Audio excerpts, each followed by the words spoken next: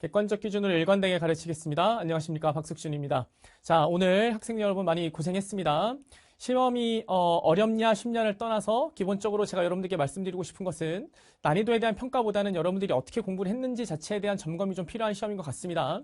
화면에도 보이시겠지만 기존에 출제했던 패턴 자체 그대로 나왔습니다. 일단 제가 말씀드리고 싶은 건 작년 6월, 작년 9월, 작년 수능, 그 다음 5월 달에 나왔었던 예비 시행까지 제가 분석을 다 해드렸었고, 실제로 많은 학생들께 제가 말씀드렸지만 기존의 출제자들이 그대로 투입되어 있다. 그러면 출제 의도 자체는 똑같을 것이다. 그러면 여러분들이 시험을 보실 때 똑같은 출제자가 똑같은 출제 의도로 똑같은 방식의 문제를 냈다는 걸 확인하시면서 문제를 풀었으면 제 생각에는 만약 문제가 어렵고 지문 난이도가 어렵다 하더라도 결국에는 같은 패턴의 출제 의도가 나왔다는 것을 아는 게 제일 중요할 것 같습니다. 해서 제가 항상 말씀드리지만 일관된 풀이 그리고 일관된 공부를 하시는 게 제일 중요하고요. 그 일관된 풀이를 해야 되는 이유는 평가원은 주어진 틀 안에서의 출제 의도가 명확하기 때문에 그 출제 의도 자체에 대한 공부 자체를 명확하시는 게 제일 좋습니다. 아시겠죠? 자, 일단 하나씩 설명을 좀 드릴 건데요. 첫 번째는 말씀드렸지만 기존의 출제 의도를 그대로 출제했고요. 계속 말씀드리지만 25년 수능과 28년 예비시행 문항에서도 출제진의 방향성은 그대로였습니다. 그러니까 중요한 건 뭐냐면 새로운 유형이거나 새로운 뭔가를 꼬아낸 적이 없습니다. 수능은. 아시겠죠? 자, 그래서 26년 수능 역시 동일한 출제 철학 아래 준비를 해야 될 것 같습니다. 자, 9월 평가원을 보고 난 다음에 기존의 출제 의도에서 살짝 비트는 문제가 있거나 추가되는 패턴 자체가 있으면 그건 제가 분석해서 말씀을 드리겠습니다만 지금 6월 평가원까지 시험을 보고 난 다음에 여러분이 공부를 대하는 태도는 내가 그동안 출제 의도를 등한시하면서 공부하지 않았는지 혹은 단순히 감상하고 단순히 이해하면서 풀지 않았는지에 대한 점검을 좀 하셔야 될 것 같습니다. 아시겠죠? 왜냐하면 이따가도 설명드리겠지만 고전시가 자체에 대한 난이도가 지문이 길었기 때문에 시간을 좀 많이 썼을 것 같고요. 현대소설 역시 지문이 길었기 때문에 시간을 좀 많이 썼을 것 같습니다. 소설, 고전소설 역시 시간이 많이 걸렸을 것 같고요. 현대시도 일단 기본적으로 주어지는 텍스트 양이 많았기 때문에 단순히 읽고 이해하기에는 시간이 부족했을 가능성이 높습니다. 그래서 이번 시험은 제 생각은 학생들의 시간적인 압박이 좀 컸었을 것 같습니다. 알겠죠? 그러니까 가장 중요한 건 뭐냐면 결국에는 기존에 나왔던 출제 패턴대로의 문제풀이 자체에 대한 연습이 돼 있으면 그 기준 안에서만 움직이면 사실은 지문이 아무리 길어도 여러분들이 정확하고 빠르게 읽을 수 있는 힘 자체를 기를 수 있는 방향으로 공부를 해야 되지 않나 라는 점검 자체를 좀 하시는 게 제가 봤을 때는 제일 중요할 것 같습니다. 됐죠? 자, 일단 두 번째는 보시면 감으로 푸는 국어는 통하지 않습니다. 자, 제가 쓰기는 일단 이번에 통하지 않았다고 써놨는데 항상 여러분들이 뭘 주의하셔야 되냐면 우리나라 말이기 때문에 제가 3월 모의고사, 5월 모의고사 할 때 계속 설명드렸지만 특히 3월 모의고사를 잘 보셔야 돼요. 지문 자체가 어렵거나 혹은 난해했을 때 여러분들의 등급컷이 뚝 떨어지는 이유는 결국에는 객관적 기준을 뽑는 힘 자체가 없는 상태에서 지문 자체를 그냥 읽어버리면 안 읽히면 아이들이 당황한단 말이죠. 학생들이 많이 당황할 것이고 중요한 건 뭐냐면 단순히 그냥 감과 느낌으로만 문제를 풀거나 내가 그 상황에 들어가서 상황을 이해하는 것 자체로만 시험을 대비하면 시간 압박이 주어지는 상황 속에서의 나의 사고력이 멈추게 됩니다. 그러니까 가장 중요한 건 근원적 실력을 올려야 되는데 그 근원적 실력을 올리는 거에 있어서 어떻게 올리냐에 대한 여러분들에 대한 해답이 없으면 시험 자체에 대한 텍스트가 길어졌을 때 여러분들이 대응이 안 될 겁니다. 그래서 제가 지금 자꾸 말씀드리는 게 뭐냐면 어떤 지문이 나오더라도 명확하게 풀 수 있는 객관적 기준을 뽑을 수 있는 일관된 풀이가 필요한 거예요. 수능 국어는 단순히 행동을 통해서 문제가 해결되지 않습니다. 제가 계속 말씀드립니다만 결국에는 낯선 지문을 처음 봤을 때 아무리 EBS 지문이 연계가 많이 됐다 하더라도 결국엔 중요한 건 EBS 연계바를 받는다 하더라도 중요한 건 내가 근원적으로 실력 자체가 업그레이드가 되지 않는다면 아무리 내가 알고 있는 작품이 나온다 하더라도 오답률이 높을 수밖에 없는 것이죠. 아시겠죠? 해서 6월 평가원이 끝나고 나면 제 생각은 여러분들이 어렵게 느꼈을 시험일 거라고 저는 생각을 합니다. 그래서 단순히 이해하고 단순히 감상하는 문제에 대한 접근이 잘 되지 않거나 긴 지문에 대한 시간 압박이 있었을 거로 보입니다. 그래서 자, 중요한 건 문학이든 독서든 만약에 이번에 시간이 좀 부족했다고 느껴진다면 시간이 부족했을 시험입니다. 제가 계속 말씀드립니다만 그런데 중요한 건 뭐냐면 시간이 부족했다 하더라도 내가 한 방에 원샷원 킬로 정확하게 읽을 수 있는 힘 자체는 결국엔 내가 어떤 기준으로 지문을 읽어야 될지에 대한 객관적 기준을 뽑았었는지에 대한 점검이 좀 필요합니다. 수능은 절대로 결단코 단순히 읽어서 통으로 이해하기 문제를 내지 않습니다. 아시겠죠? 이게 6월 평가원을 보셨기 때문에 드러날 겁니다. 됐죠? 자, 그래서 제가 보여드리고 싶은 거 핵심은 EBS 연계는 결국은 기준입니다. 자, EBS 연계가 많이 됐기 때문에 문학 같은 경우는 현대소설 제외하고는 다 출제가 됐거든요. 그러면 가장 중요한 건 뭐냐면 내가 그 연계됐던 것들을 효과를 보려면 여러분들이 단순 암기한 걸로 문제가 대응이 안 되는 걸 이번에 느꼈다면 결국에는 내가 단순 암기로 문제가 풀리지 않는다는 걸 계속 깨우치셔야 돼요. EBS 연계 공부하셔야 됩니다. 제가 EBS 연계 중요하고 EBS 연계를 공부해야 되는 걸 계속 역설 드리겠지만 가장 중요한 건 뭐냐면 평가원이 출제하고자 하는 의도 자체가 붙은 상태에서 암기가 들어가야 돼요. 그러면 무적이 됩니다. 근데 대부분 학생들은 뭐만 하냐면 EBS를 암기만 해요. 그러면 EBS를 암기만 해버리면 뭐가 문제가 되느냐? 기본적인 출제도를 모르는 상태에서의 작품 자체에 대한 이해만 하면 실제 시험에서는 그 작품 자체에 대한 이해를 보기를 토대로 틀어버리기 때문에 여러분들이 대응이 안 되는 경험을 했을 겁니다. 그래서 시간 압박이 없는 거예요. 시간 압박이 센 거예요. 분명히 EBS 많이 나왔습니다. 자, 잘 보십시오. EBS 많이 나왔는데 중요한 건 내가 성적이 안 높다라고 보면 EBS를 암기를 안 해서 성적이 안 높은 게 아니에요. 아시겠죠? 결국에는 어떤 지문이 연계되는지 간에 흔들리지 않은 근원적 공부가 필요하고 그 흔들리지 않은 근원적 공부는 제가 계속 말씀드리지만 일관되게 기본기만 다지면 됩니다. 수능 국어의 핵심은 일관된 풀이와 객관적 기준 그리고 기본기 그 본질적인 공부를 하면 거기에다 EBS를 붙이면 여러분들이 무적이 될 겁니다. 아시겠죠? 오케이. 자, 그래서 봅시다. 일단 한 문제 한 영역별로 제가 일단 분석을 좀 드릴 건데요. 첫 번째로 일단 현대소설입니다. 18번부터 20번까지 현대소설을 먼저 나왔고 중요한 거 뭐냐면 자, 예상한 대로입니다. 제가 도약 수업할 때 계속 말씀드렸지만 보기를 처한현실을 안 줄 가능성이 높습니다. 자, 잘 생각하셔야 됩니다. 지문을 그냥 읽어서 이해하는 정도의 지문은 우리가 알고 있는 처한현실, 즉 주제가 명확한 지문들이고 여러분들이 EBS를 통해 학습하셨을 거는 예를 들면 산업화 도시화하면 소시민들이 가난해서 힘들어. 산업화 도시화에서 독재가 붙으면 소시민들이 권력으로부터 소외당해서 힘들어. 일제시대의 지주와 마름과 소장농이 나오면 소장농들 항상 착취당해서 힘들어. 이런 정도의 주제의식 정도로만 읽히는 지문들은 수능에 안 나옵니다. 아시겠죠? 지금 트렌드가 보기 내용 자체가 처한현실을 제외하고 인물 간의 관계 자체를 제시하는 문제가 출제가 많이 되기 때문에 이 관계 자체를 출제하는 거에 대한 출제도를 알고 있었으면 이번에 보기 문제를 풀었을 때 액자식 구성을 토대로 만들어지는 구조 자체라고 본다면 인물 간의 관계의 포인트를 맞추면서 접근을 하셨어야 되는 게 맞습니다.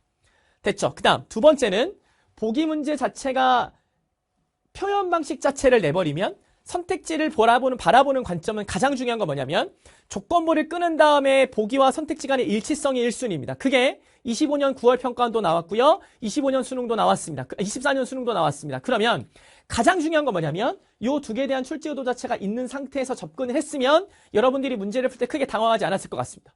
알겠죠? 오케이. 자, 현대소설 보기 문제가 오답률이 약간 높을 거라고 예상이 되고요. 그 부분은 제가 핵심 문항과 관련된 해설 강의를 할 때 어찌됐든 보여드리겠습니다. 아시겠죠? 자, 그 다음 현대소설 그래서 포인트는 뭐냐면 고난도 문제가 출제될 가능성이 높습니다. 자, 생각하십시오.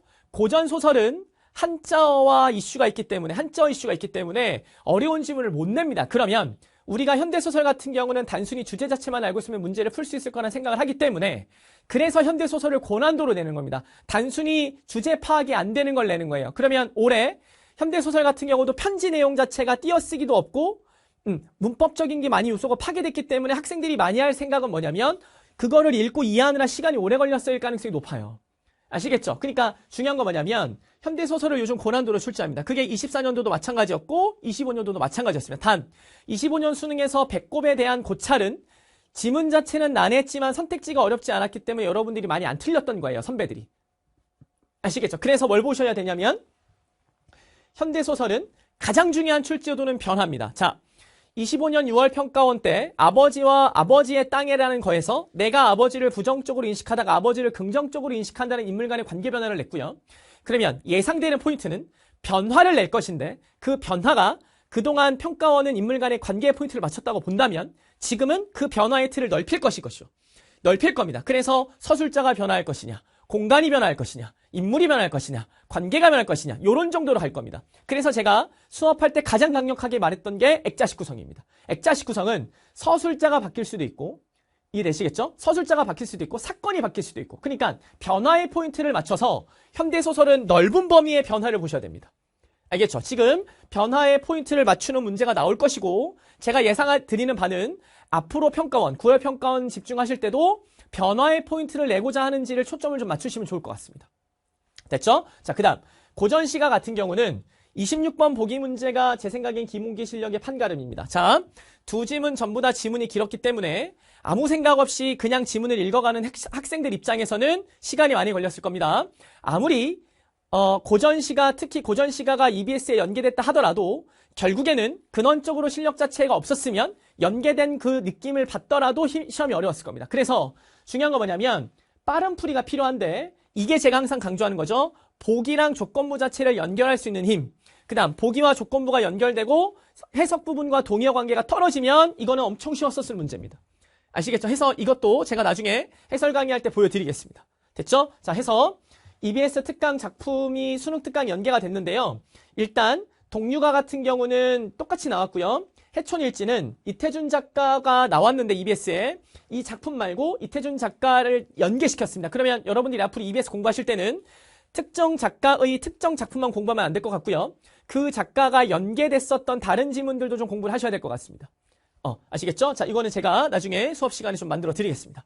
됐죠? 자, 그 다음 고전소설은 어찌됐든 EBS 강좌에서 출제할 가능성이 높고요. 이유는 뭐냐면 결국엔 제가 말씀드렸지만 서두에서도 고전소설은 한자어가 어렵기 때문에 학생들 자체가 한자어에 대한 부담감이 있기 때문에 EBS 연계를 많이 합니다. 그래서 작년 수능도 정을선전을 EBS에서 냈고요. 지금 EBS에 나왔으며 김진옥전이라는 걸 냈습니다. 아시겠죠? 자, 특히 이거는 제가 수업할 때 뭘 말씀을 드렸냐면 김진옥전이 갖고 있는 특징 중에 하나는 영웅성과 그 다음 서로 다른 이질적 세계가 연결하고 주고받는 건데 그 서로 다른 이질적 세계가 연결하고 주고받는 건 19년도 3월 모의고사라고 말씀을 드렸고 이 작품은 제가 객관적 기준 2.0에서 똑같이 수업을 해드렸으며 EBS 수업할 때도 마찬가지입니다. 예상을 해드린 건 뭐냐면 이질적 공간의 연관성을 낼 거라고 제가 말씀을 드렸습니다. 그리고 어찌됐든 우연치 않게 그게 맞게 나왔는데 제일 중요한 건 제가 계속 말씀드립니다만 고전소설을 대하는 태도는 두 가지입니다. 출제요도는 첫 번째는 장르적 특징 자체를 파악하시는 게 중요하고요. 가장 트렌드는 그 장르적 특징에서 예외되는 평가원의 특징을 냅니다. 그러니까 영웅소설이라 그래서 다 같이 우리가 알고 있는 영웅소설을 내지 않고요. 영웅소설이 갖고 있는 특징 자체를 변화시킵니다. 그러면 그 변화되는 구조 자체를 제가 도약에서 엄청 많이 강조했기 때문에 여러분들이 기본에 나왔었던 출제요도 자체를 알고 있으면 실제로 보기 내용 자체가 딱히 어렵지 않았을 겁니다. 아시겠죠? 자, 그 다음 현대시가 제가 드리고 싶은 말씀이 많은데 출제자가 똑같다는 걸 제가 계속 말씀드리죠. 자, 결국은 뭐냐면 기본기가 중요한데 감상이해로 적절하지 않은 문제, 그 다음 보기 문제에 대한 출제요도는 제가 우리 함께 시작해서 한 40문제 정도를 풀면서 여러분들에게 기본기를 다져지는 걸 엄청 강조했습니다. 그러면 실질적으로 이번 문제에서 4문제 중에 한 문제는 보기 문제였고 2문제는 각각의 감상의 적절성 문제였으며 한 문제는 표현 방식과 주제 정서 태도를 묻는 문제로 나왔다고 보면 여러분들이 그때 당시의 기본기를 잘 다졌으면 실제 이 지문들은 어렵지 않게 문제를 풀었을 것 같습니다. 단 보기 문제에 대한 기준을 잡지 않고 단순히 지문과 일치성으로 갔으면 시간이 오래 걸렸을 겁니다. 이해되시겠죠? 오케이. 자, 그래서 이것도 제가 해설 강의하면서 좀 말씀을 드릴 거고요. EBS 작품에서 연계도 역시 됐습니다만 가장 중요한 건 아무리 연계가 많이 됐다 하더라도 근원적인 출제요도에 대한 분석 자체가 안 돼 있으면 어려웠을 것이다. 자, 현대시는 31번 문제 핵심은 선택지 범주화고 이 선택지 범주화를 토대로 31, 32, 33이 모두 한 번에 연결된다는 흐름 자체만 알아내면 문제 풀 때 엄청 쉽게 풀었을 것이고 이 패턴 자체는 작년 수능 6구 다 들어갑니다. 아시겠죠? 그래서 모든 문학의 근원은 현대시, 고전시가 현대소설, 고전소설을 풀 때 가장 근원은 보기이며 문제를 다 풀고 나면 보기 문제와 연결이 된다는 느낌 자체를 받는 게 제일 중요해요. 아시겠죠? 그래서 봅니다. 자, 보기 문제에서 시간의 흐름을 제시했고요. 이 시간의 흐름은 제가 계속 말씀드렸습니다만 작년 6월, 작년 수능, 그 다음 이번에 시험 본 예비 시행 요 3가지 패턴이 명확하게 나왔고요. 똑같이 동일한 시험이었고 제가 예시문항 분석 및 해설 강의할 때 요 2지문을 설명을 드리면서 말씀을 드렸습니다. 올해 수능은 올해 평가원 6월 평가원은 현대시가 시간의 흐름을 낼 가능성이 높다. 왜? 기존에 나왔었던 요 3 강의에서 보시면 아시겠지만 시간의 흐름을 강조하는 패턴 자체가 나온다. 이게 지금 중요한 패턴입니다. 아시겠죠? 자, 두 번째는 회복의 의미인데 자, 선택지 4번에 보기에 회복이라는 단어가 나왔습니다. 제가 고난도로 나왔었던 기출, 자, 객관적 기준과 문학, 도약 문학에서 나왔었던 요 세 지문을 엮어서 수업을 했는데 세 지문을 엮어서 수업할 때 중요했던 단어는 회복이라는 단어입니다. 회복이라는 단어는 평가원에서 3번이나 건드렸고 이 3번 건드렸을 때 모두 다 오답률이 높았습니다. 그러면 여러분들이 선택지 4번에서 회복이라는 단어를 봤을 때 반응했어야 돼요. 회복이라는 건 있는 것이 사라졌을 때 살리는 겁니다. 그러면 자 보십시오. 생명체의 생명력이 회복되기를 바란다는 것은 선택지 보기에 나와 있는 일시성과 범주가 다릅니다. 회복은 일시적인 게 아니라 영원히 지속되길 바라는 것이고 그 영원히 지속되길 바라는 건 나지문의 기준이기 때문에 4번 선택지는 지문을 보지 않아도 정답입니다. 그 다음 5번 선택지는 생명이 짧은 거를 괜찮다고 하기 때문에 괜찮다, 생명력이 짧은 걸 괜찮다고 보면 4번 선택지에서 회복되기를 바라는 건 짧은 걸 괜찮아하지 않는 모습인 거죠. 선택지 4, 5번이 충돌합니다. 이 범주화를 아셨으면 현대시 보기 문제 엄청 빨리 풀 수 있습니다. 이게 기본기입니다. 제가 말씀드린 기본기는 결국에는 평가원에서 제시하는 사고력의 기준 안에서 움직이셔야 되며 그 기준 안에서 움직이는 건 철저하게 분석과 그 다음 가장 중요한 건 일관된 풀이입니다. 결국 34번 문제의 핵심은 범주화였습니다. 아시겠죠? 제가 수업할 때 계속 말씀드리는 범주화고 그 범주화 자체가 여러분들이 잡히면 문학은 이번에 아무리 어려웠어도 그래도 접근하던데 한 수 도움이 되지 않았을까라는 게 제 생각입니다. 됐죠? 오케이. 자, 그 다음 법지문을 좀 말씀을 드릴 건데요. 가나지문을 인문지문이 아니라 법지문을 냈고요. 자, 일단 제가 써놨지만 인문지문이나 철학지문, 논리학지문이 아니라 법지문을 연계를 했고 중요한 건 뭐냐면 실험적 요소가 좀 있어 보입니다. 앞으로 우리 이렇게 내겠습니다라고 변화를 시키는 것 같고요. 왜 그렇다고 생각을 해보면 24년과 25년도에 나왔었던 수능지문의 법지문이 너무 난이도가 낮았기 때문에 그러면 가나지문으로서 정보량을 한번 때려보자 이런 식의 느낌인 것 같습니다. 됐죠? 자, 그러면 제가 이 지문들을 분석하면서 느낀 감정은 뭐냐면 기본적으로 EBS 수능 특강 150쪽에 있는 비례 원칙을 낸 것 같고요.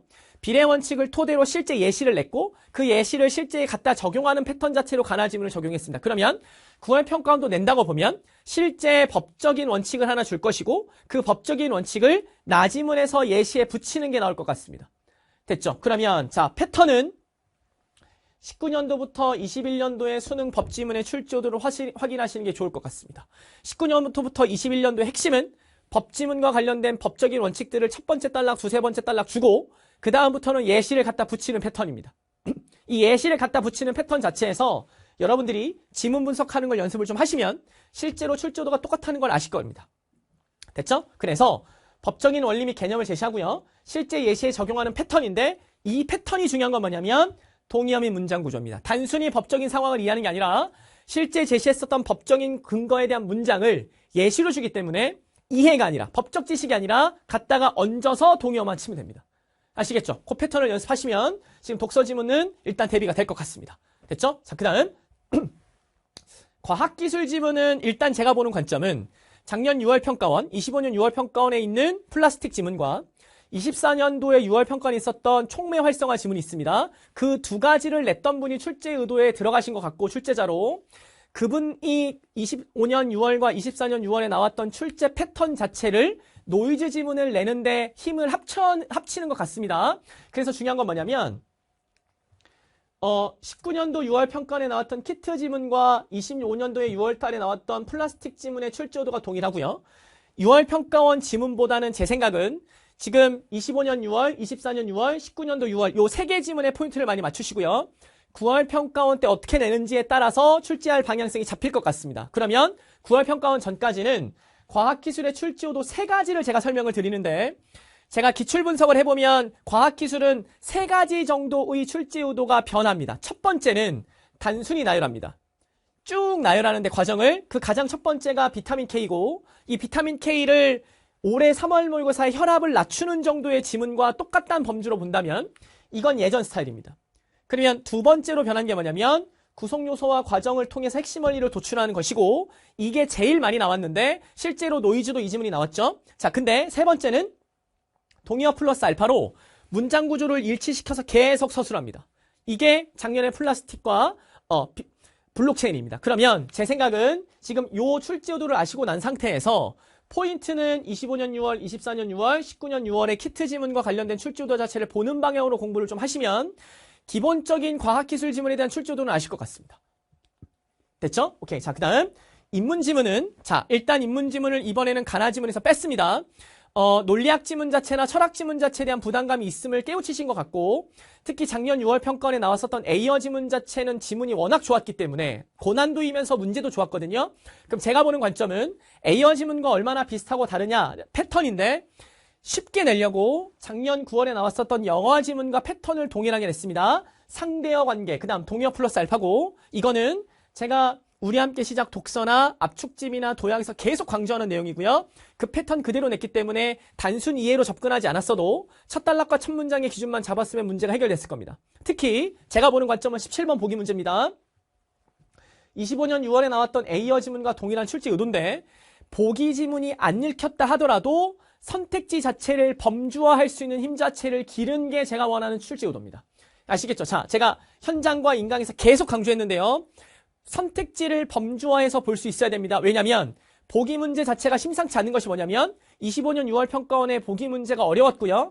보기가 해석이 안 됐을 겁니다. 그런데 9월 달에 영화 지문은 내가 영화를 2편을 봤어 라고 해서 너무 쉽게 냈고 수능에 나왔었던 개화 지문 같은 경우 역시 보기가 너무 쉬웠습니다. 그러면 제 느낌은 25년 6월 평가원 A어 지문에 있었던 보기 문제를 낼 가능성이 높고 그 보기 문제와 패턴 자체가 동일하게 이번에 나왔습니다.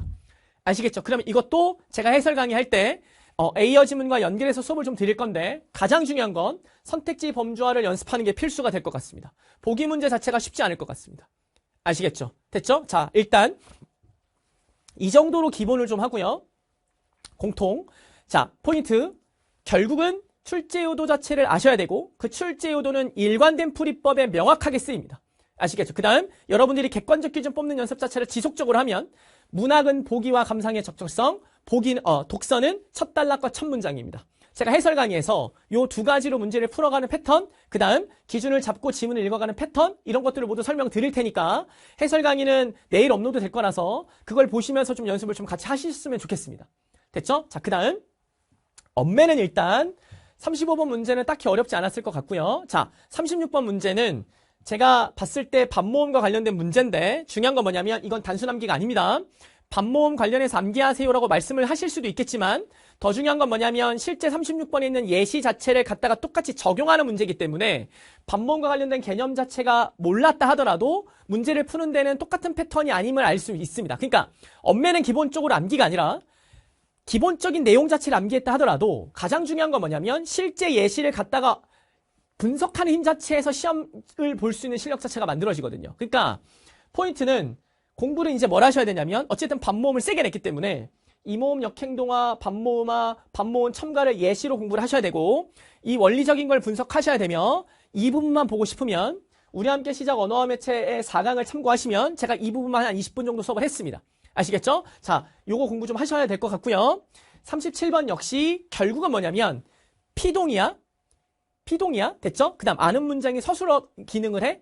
됐죠? 암긴 문장이. 그 다음 본용어 보조용어냐? 이 개념을 아는 것보다 더 중요한 건 결국에는 실제 문장을 놓고 1번부터 5번까지 분석을 할 수 있는 힘 자체가 필요한 것이죠.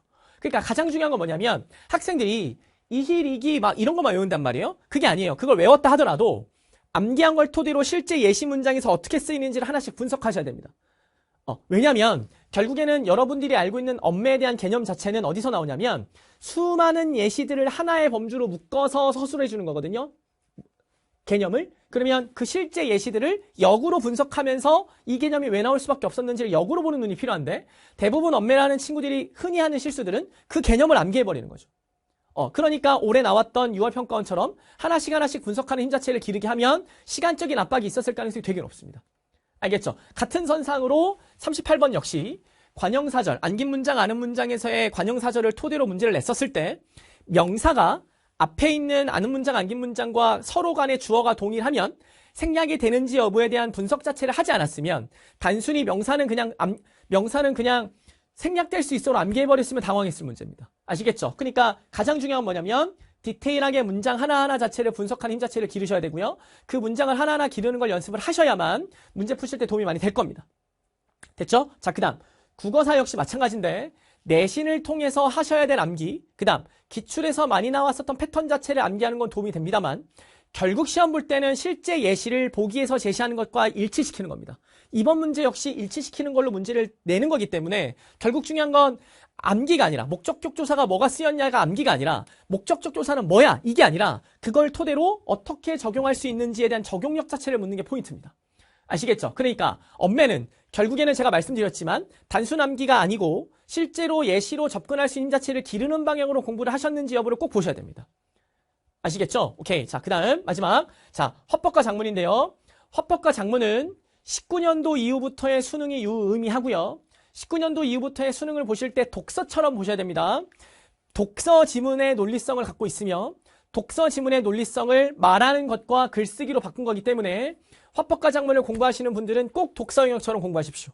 아시겠죠? 자, 그러면 36번은 수능 이후에 19년도 수능 이후에 동일한 패턴이 계속 나오고 있고요. 지문의 논리적인 흐름에서 중요한 부분만 묻는데 이번 6월 평가원에 나왔었던 밑줄 친 기역, 니은, 디귿, 리을, 미음은 사실은 중요하지 않은 부분을 문제를 냈습니다. 그러면 난이도를 쉽게 내기 위해서 두 번째 문제를 낸 것 같고요. 이거는 19년도 이후의 출제의도, 제가 도약 화법과 작문에서 이 문제에 대한 출제의도를 되게 강조하거든요. 그러니까 도약 화법과 작문에서 두 번째 문제에 대한 출제의도를 명확하게 모른다. 지금 내가 문제 풀 때 단순히 치료만 풀었다라고 보면 공부가 비어있을 가능성이 높기 때문에 여러분들이 이 부분을 좀 제어할 수 있는 방향으로 공부를 좀 하셔야 됩니다. 아시겠죠? 자, 그 다음 고쳐쓰기는 어찌됐든 39번에 있는 고쳐쓰기 같은 경우는 가장 중요한 건 뭐냐면 한 문장 한 문장을 대응하면서 달라지는 부분이 있으면 선택지로 바로 가셔라. 아시겠죠? 왜냐면 결국은 고쳐 쓰는 건 논리적 흐름상에서 중요하지 않은 문장이거나 중요한 문장을 뺐었을 때 혹은 글의 논리적 흐름이 어색했을 때 문제를 내기 때문에 바로바로 1대1로 대응해서 선택지를 바로바로 가는 게 제일 중요할 것 같다. 아시겠죠? 그런 식의 행동 양식을 좀 잡으시고요. 42번 같은 출제 의도는 첫 번째는 주제의식 자체로 먼저 접근하지 마시고요. 표현 방식으로 선택지를 소거할 수 있는 걸 소거해 놓은 상태에서의 주제로 들어가셔야 됩니다. 아시겠죠? 그런 식으로 평가하시는 게 제일 중요할 것 같고 자료 활용 문제는 계속 말씀드립니다만 선택지를 먼저 보십시오. 선택지를 봐서 윗글의 내용과 일치하는지 먼저 보시고 선택지를 토대로 보기를 올라가서 선택지의 내용과 보기에 있는 자료 간의 동의어 관계만 보면 됩니다. 그게 첫 번째 출제 의도고 두 번째는 자료를 2개 이상 쓰는 거에 초점을 맞추시고요. 자료를 2개 이상 쓰는 거에 포인트를 맞추면 그 각 자료 간의 인과관계를 묻습니다.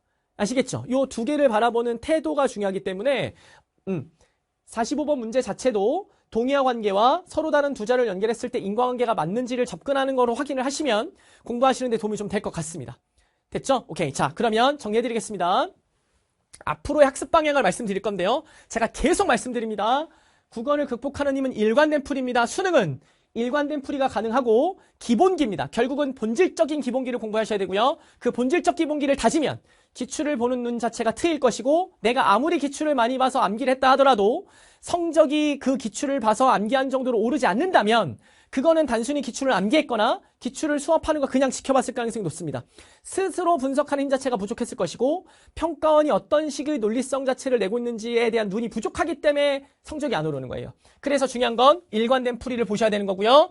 중요한 건 국어는 행동하는 게 아닙니다. 37번 풀 때 이런 행동했어야 돼. 20번 풀 때 이런 행동했어야 돼. 그런 거 하는 게 아닙니다. 국어는 행동을 배우는 게 아니라 어떤 기준을 어떻게 명확하게 찾는지를 보는 게 제일 중요하고 기준 찾는 게 연습이 되면 여러분들이 실제로 내가 주도하는 공부가 될 뿐만 아니라 기준을 찾는 게 연습이 되면 아무리 지문이 길고 어려워도 어떻게 읽어야 되지 명확한 기준 자체를 찾을 수 있습니다. 수능 국어는 주어진 시간 동안 단순히 읽어서 이해하는 공부가 아니라 어떤 기준을 뽑고 그 기준대로 지문을 읽었을 때 읽히는지를 보는 게 제일 중요해요. 저는 여러분들이 그 공부를 좀 명확하게 하셨으면 좋겠습니다. 알겠죠? 그래서 EBS는 하시되 중요한 건 뭐냐면 단순 암기하지 마시고요.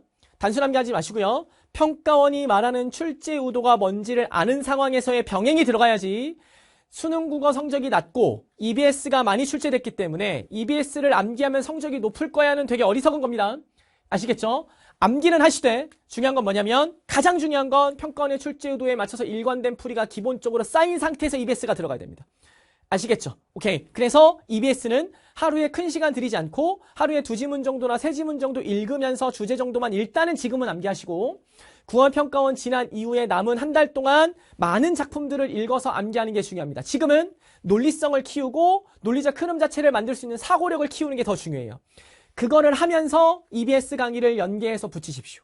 그래서 제가 EBS 강의 촬영할 때 웬만하면 20분을 넘지 않으려고 노력했던 이유는 여러분들에게 핵심이 되는 것만 말씀을 드려서 그 핵심적인 걸 먼저 기억해 놓은 다음 9월 평가원이 지나고 난 다음에 여러분들이 스스로 학습할 수 있는 힘 자체를 길러드리려고 EBS를 촬영을 다 해놨으니까 걱정하지 마시고 포인트만 맞춰서 공부하십시오. 아시겠죠? 오케이. 자, 결국은 일관된 풀입니다. 동일한 기준입니다.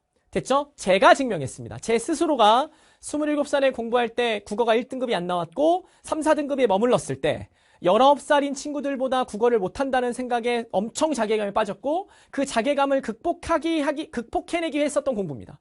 그 공부를 통해서 제가 수능을 잘 받고 좋은 대학을 갔으며 제가 그걸 토대로 수많은 제자들을 길러냈고 그 제자들이 수많은 좋은 대학을 갔습니다. 그 제자들이 증명했습니다. 여러분들, 자, 한국인이기 때문에 제가 계속 말씀드립니다. 한국인이기 때문에 중요한 건 누구나 다 쉬운 지문은 읽고 이해할 수 있습니다. 그러나 6월 평가원을 보셔서 아시겠지만 시간이 부족했을 것이며 시간이 부족했다는 얘기는 지문이 머릿속에 팍팍 꽂히지 않았을 겁니다. 절대로 수능은 객관적 기준이 없으면 읽히지 않습니다. 수능은 절대로 여러분들이 가볍게 읽으면서 이해할 수 있는 정도의 지문을 내지 않습니다. 그러면 어떻게 읽는 힘을 키울 거야? 단순히 반복해라가 아니에요. 단순히 반복해라는 한국인이라는 전제로 너 읽을 수 있잖아. 이해 안 됐잖아. 또 읽고 또 읽고 또 읽어. 그러면서 읽는 힘을 키우는 거야. 한데 동의합니다만 더 중요한 건 어떻게 읽어야 되는지에 대한 기준 자체를 재보셔야 됩니다.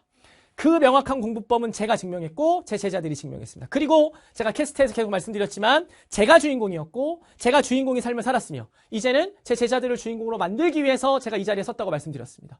아시겠죠? 자, 저와 함께 하시면 결국엔 여러분들이 그 길의 주인공이 될 거고 제가 말씀드리는 공부법은 제가 포인트를 맞춰서 공부를 했고 평가원이 주어지는 틀 안에서만 사고력을 길렀으며 그 사고력을 바탕으로 사설까지 가는 겁니다.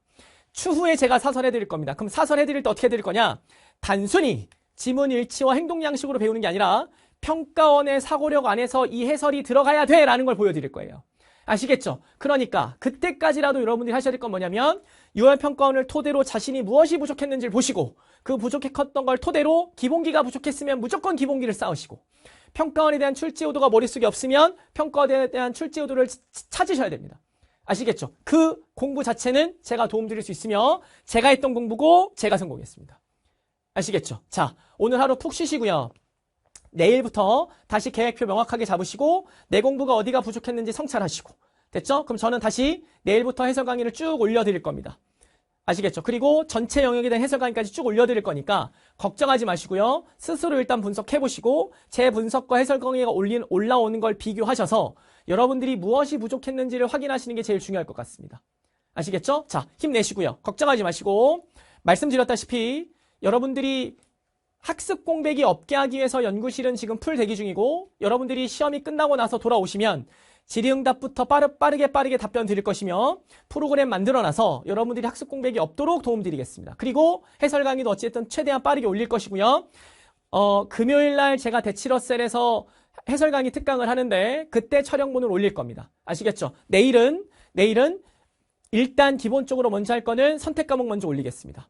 아시겠죠? 그렇게 해서 딱딱 올려드릴 테니까 걱정하지 마시고요. 여러분 학습 공백 생기면 안 됩니다. 아시겠죠? 언제까지 제가 지켜드릴 테니까 제가 함께 해드릴 테니까 공부하는데 도움 드릴 테니까 흔들리지 마시고 여러분만 멘탈 잘 잡으시고 아시겠죠? 의지만 잘 잡으시면 제가 도와드리겠습니다.